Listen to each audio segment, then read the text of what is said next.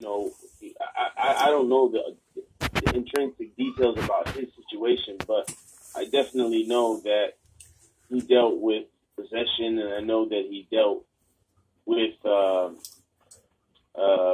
what normal people like you and me would say would be miraculous things. You know, Right. he told me stuff.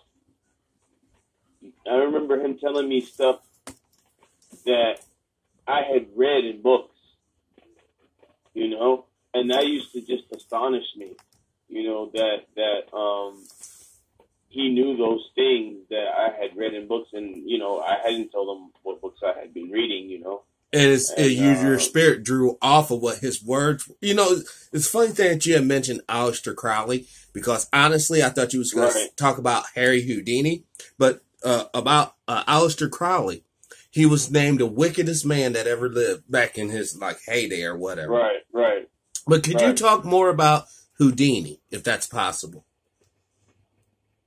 What I know in studying magic about Houdini is that he was one of the magicians who allegedly practiced real magic, and he even had like a special kind of like a, you know, like a secret team that would go out and look at other magicians to see if they were real illusionists or if they were real magicians. Now, see, they're in the know, right, Abdullah? These fools are in the know as far as the entities that are actually making the manifestations happen in front of the crowd. But most of us in the crowd still think it's strings or tricks or something of that nature. You know what's really interesting, what I found in my research is that the more and more you study magic, when you get to the real high-level occultists, right, they have a whole nother perspective about religion than the things that we have.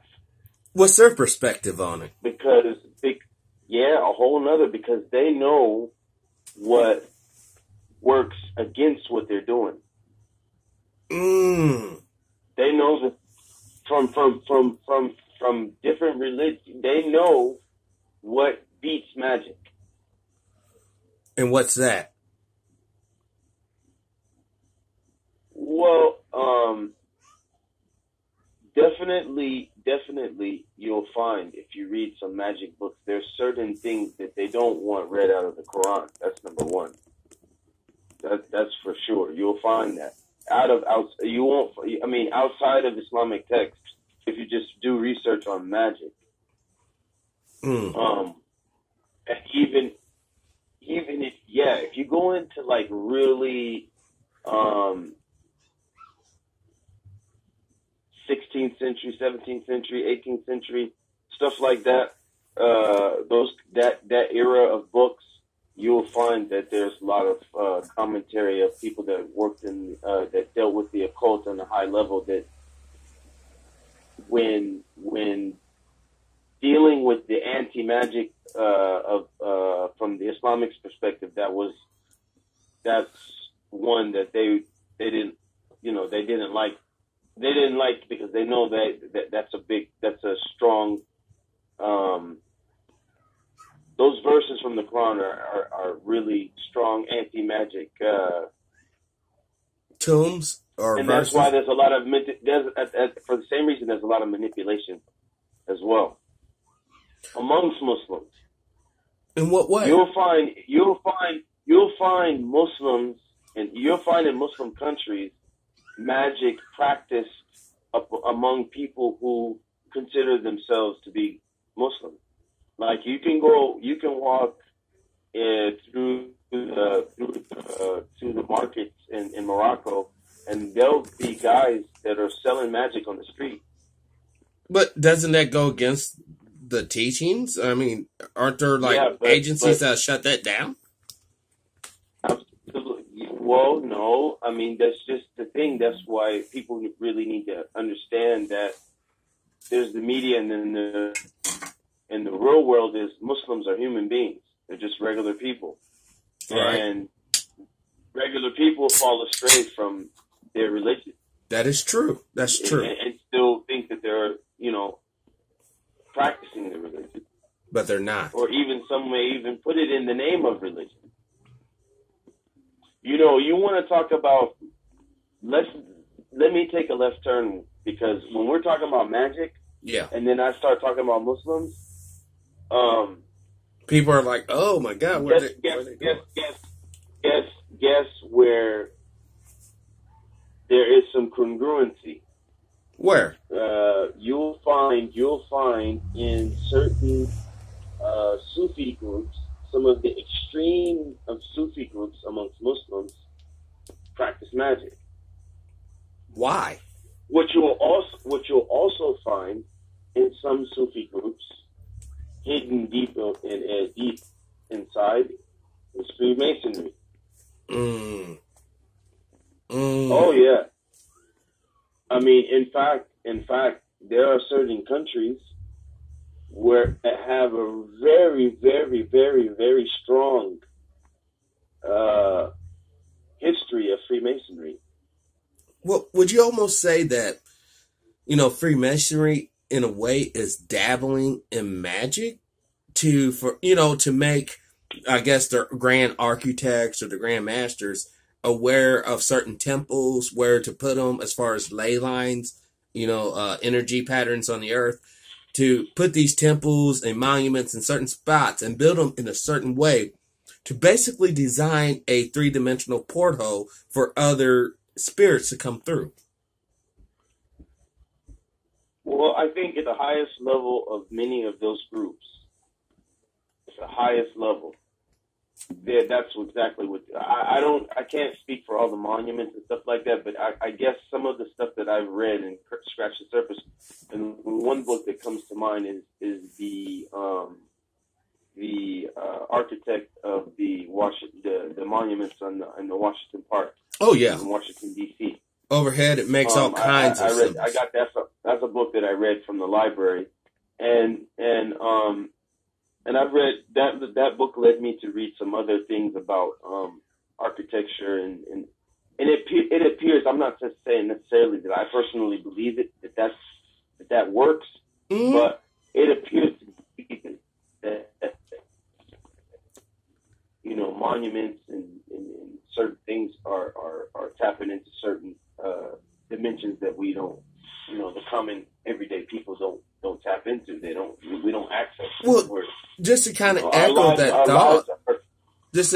thought, look at the movie, the original Ghostbusters, or I think Ghostbusters 2, the original ones. Do you remember how they built that, the cult built a certain temple or a certain building in New York to channel that gopher or whatever spirit, and it turned the people into dogs and stuff. That's the original Ghostbusters. They're showing us always in movies. Well, let's go even before that. When we were young kids in the 70s, and we had I Dream of Jeannie. Oh my! Go watch an old What is that about? She was a djinn. Yes. Bewitched. Was bewitched about him. I mean, Hold on one second. The audio's this horrible. Hold on. I'm going to have to put you on speakerphone. Can you hear me now? Yeah. All right. I'm going to put you closer to the at least the speaker portion, closer to the microphone. Look at the irony of the movie, The Exorcist.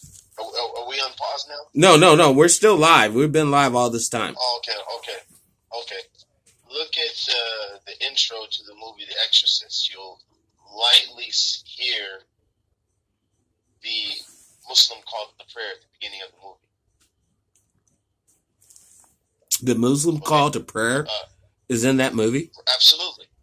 At the very, very beginning, when the credits roll, when the movie first starts, Now, why is that? Because movies about exorcism, and I just told you that in possession and in magic, you'll find in certain books, you have to really dig, but you'll find that the anti-magic that some of the magicians hated the most was some of the verses from the Quran.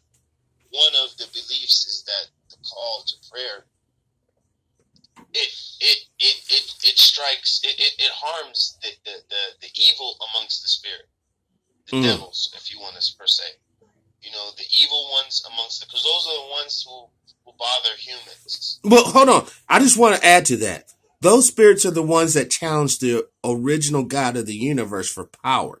They're the ones who believe that they can circumvent God's power and will. That's what evil ultimately is entities that were pre-human that have in their essence the spirit of rebellion, the spirit of not wanting to serve, the spirit of selfishness, the spirit of, oh, I am great and God's not.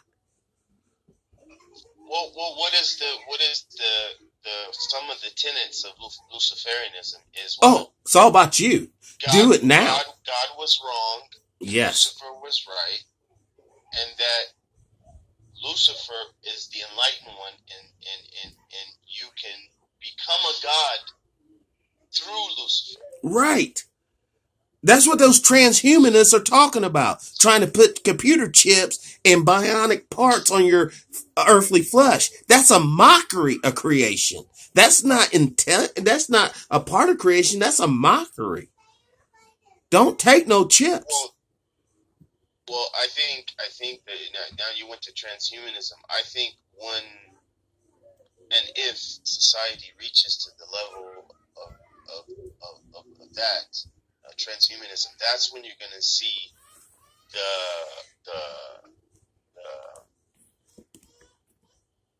society be totally, devastated. It will be uncomprehendable to people, normal people. Why? Right. Because that's the age of future technology. You're talking about augmented reality, artificial intelligence, machine learning. You're talking about not knowing a human from a bio robot. Right.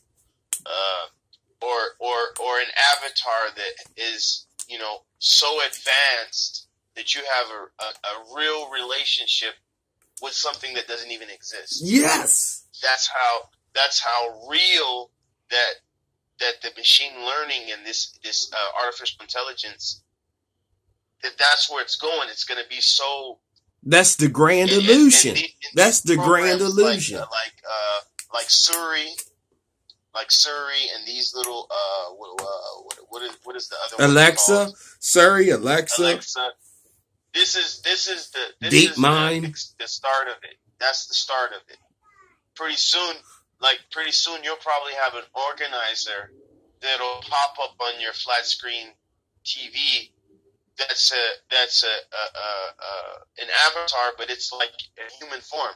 You looking like literally looking like somebody that's looks like a real human, right. But it's an avatar, right? And it's so real that you can actually, Patrick, today, you have your appointment at 1:00.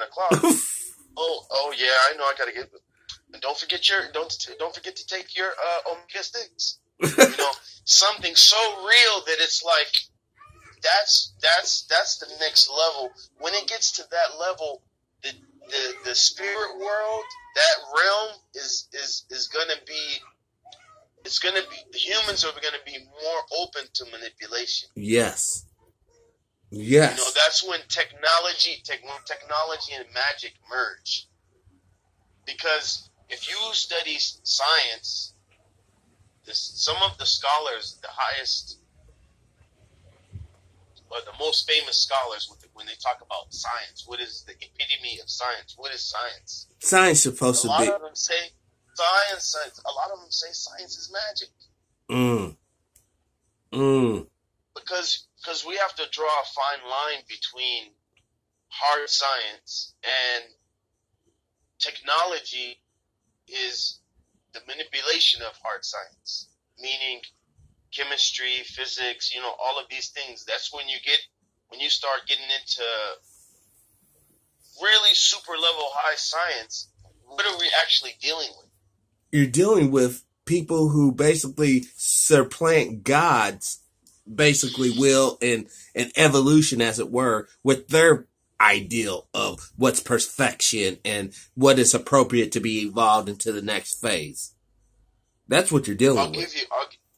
I'll give you an example. I remember reading in the library a popular science magazine, and I remember reading that they were saying that they were working on teleportation, right, and that they were able to teleport small things like apples. And down in Madagascar. There's a lab down in Madagascar, Africa, the island to the east of it. They're doing that research in.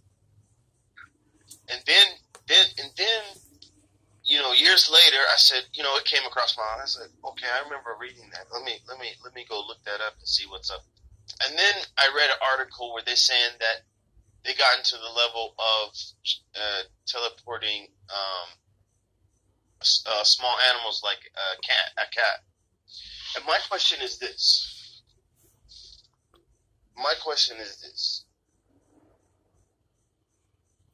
I want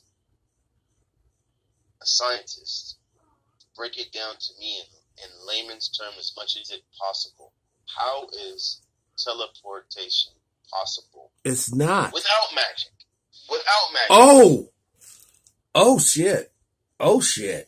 Well, yeah. I mean, yes, there is science and there's technology used, but my question is, how is teleportation possible without the use of magic? I want to repeat what you just said, brother Abdullah. How is teleportation possible without magic, the application of magic? And just in case the audio is jarbled or whatever. And we can translate translate magic, meaning without tapping into other dimensions. Right. Is it just purely science? Is there a machine on Earth that can really break down me as matter without separating my soul from my body? Right. Break me all the way down to matter and particles. Transport those, and those particles are recreated in another place and reformed into me again. How can you achieve that without magic? Or maybe I misunderstood what teleportation is. No, you got it right there on the head of the nail. You hit the hammer right on the head of the nail on that one. That's exactly what it is. And how can you transfer that human consciousness along with the intricacy of all your blood vessels and your neural network and all your organs? How can you do that without the application of magic? Because I know you can teleport with magic. And that's why I want to ask the question. Hold on now, brother. With magic? Hold on now. How can you do it with magic? Using the jinns or what? Because the jinn is going to take you to where you want to be in a matter of minutes. Literally. You want to go watch the movie Jumper. Yes, I remember that one. Where as long as they saw the place that they want to go, they can go there. It's I'm not going to say it's exactly like that, but I'm telling you from my research, both from Islamic texts and non-Islamic texts, the jinn will take you wherever you want to go. If you've done what it requires for him to work for you, just like we saw in the cartoons, what are your 3 wishes? Yes, the genie. As long as you do what he requires you to do, he's going to work for you. But it comes with a price. And that's the thing. He'll take you wherever you want to be. Bring your women, bring your money, bring you whatever you want to, whatever, as long as you're willing to fulfill the conditions. It's done. It's done. So is there any force or outside source that keeps the jinn rather in check? Well, jinn live the way I understand it and believe. Jinn live they're like humans. They have free will. Right. Okay. They have towns, cities, countries, religions, just like we do. They just live in another realm, and we can never see them in their natural form, according to my belief. We can't see them in their natural form, but they can take forms that we can see. See, Like every time animals, you say that, brother, it reminds me of that old African, I guess mythos about there being a land in Africa that no colonizer has ever stepped foot on, because these people can literally transform into animals or whatever to basically keep people out of there. Well, most indigenous people, this is like more in cultural anthropology, but I won't say most. In a lot of indigenous cultures, there is a lot of tapping in to the other realms, right? Via witch doctors, all that. Yeah, witch doctors, shaman, through the use of different substances. Yes. Psychedelics. Even casting spells on different tribes. Even the thing that we know as voodoo. Yes. Similar thing. But my question is ultimately this: Santeria. That's another story. Yes. I know a person that had a Santeria spell on them, and it didn't go away until it was broken. But Brother Abdullah, why does God allow these evil creatures to be able to possess such power over our mortal selves? Wow. See, I know you have a wide audience, and those kind of questions are, I want to be fair to your audience, because I don't want to just answer all the questions from a Muslim perspective. But it's hard, because the way it's the deal. If since I know you believe in God, so this is like a conversation between me and you, and the rest of the people can hear it. Yes. So the deal between Satan, Lucifer, Iblis, whatever you want to call him, when he refused to bow down to God's new creation, which was mankind. Yes, sir. Yes, sir. He was casted out of heaven, because I believe, we're in Islamic faith, Lucifer is of the jinn. He's not human. Whoa. And he was casted out, but he asked for a bargain. Powering on. He said, "Let me be a trial, and I will try to pull them astray until the day of judgment." Oh, shit. So he has the ability of influence, just like our blood runs through our veins. One of the things is that we can get evil inspiration as an individual human. Yes. And this is part of the bargain that he has. Not only that, there's another realm, because the ultimate for every human being is to worship the Creator. Yes. That's the ultimate. Yes. That's your whole. That's your whole. Everything else is superficial and part of our existence. But the ultimate reality is understanding that you come from one Creator and you worship that Creator, and you sir. And on your existence, you do your best to live according to the rules set by Him. Yes. And I'm saying Him in a linguistic form, not giving Him a sex. gender. Yeah, I got you. I'm not giving Him gender. God is the Creator is the creator of gender. So right. He's above gender. Yes. He's above gender. Yes, He's above all of it. God The Creator is above gender. You see, humans, sometimes we can't think outside the scope of being human. Right. So when a person says he, then the woman says, well, why can't it be a she? Right. Well, let's think greater than that. If God created gender, or the Creator created gender, that means He's above gender. Right. Right. He's not like His creation.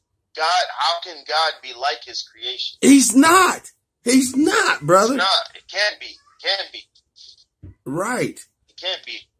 So back to the thing is, so in our existence, the trial of staying on the so-called straight path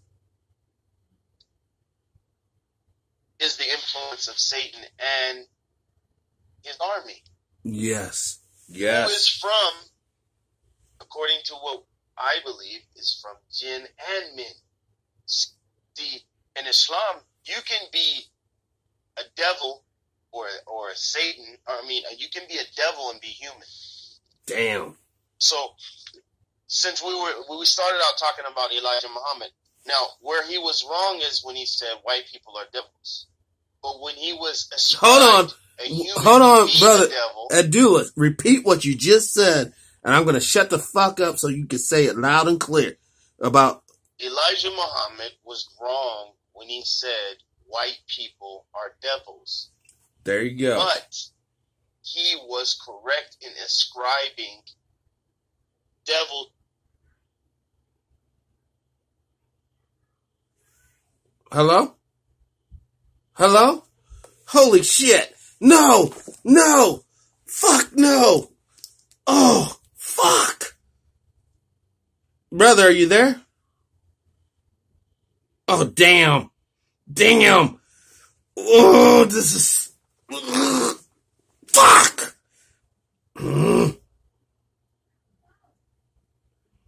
Damn it. No. Please. Please. Let's get brother back. Come on, man. Oh my fucking gosh. Brothers, we will get him back. I'm working on it right now. Literally. Damn it. Damn it.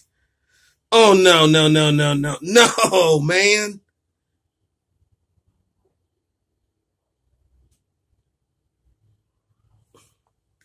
They shut me the fuck down. I have no fucking... Oh. Hold on, let me kick up this bitch. We're going to get brother back on. We're going to go down this road. I know they don't want us to, but we're going to go down this road. This is bullshit, man. Shit. Part 3's coming, guys. Part 3 is fucking coming.